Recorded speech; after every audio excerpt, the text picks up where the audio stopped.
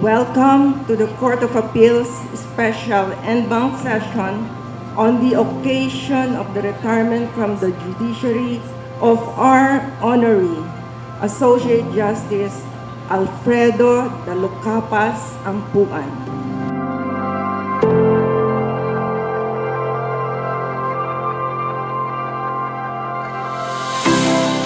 And there has never been any moment in our lives that God was not present. He is always present. Kapiling natin parati ang Diyos.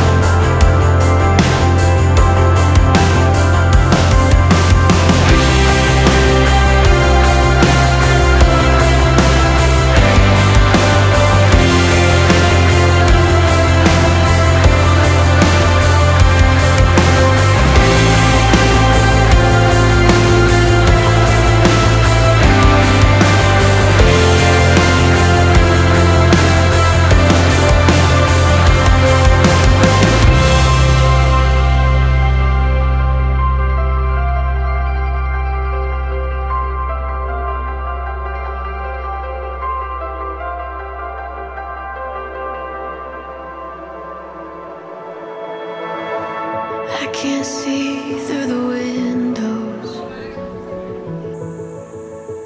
Magandang umaga po sa inyong lahat. At salamat sa inyong lahat dahil kapiling namin kayo. Salamat sa inyong lahat. Afraid of it all. So it's so nice to think about this.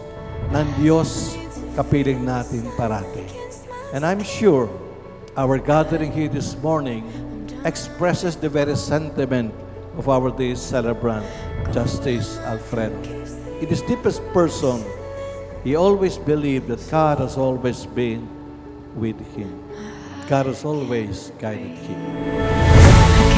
The atmosphere inside this hall is somewhat filled with mixed emotions, as another of the court's revered justices reaches a momentous milestone in his life.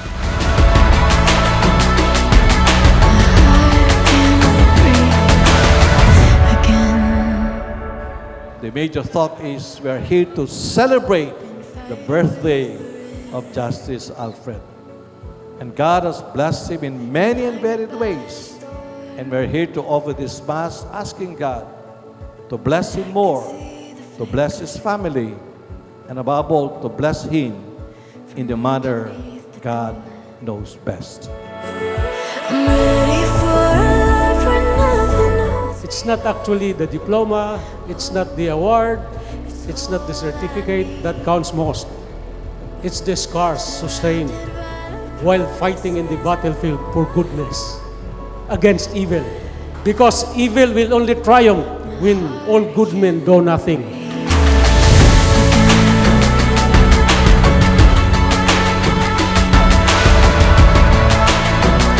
May your birthday wishes come true and may you have answered prayers. Mabuhay po kayo, Justice Freddy.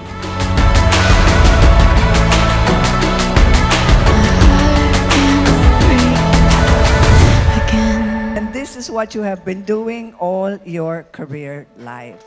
So we salute you for the good things that you have done. It is also said that if you are faithful to the truth, then justice will truly prevail.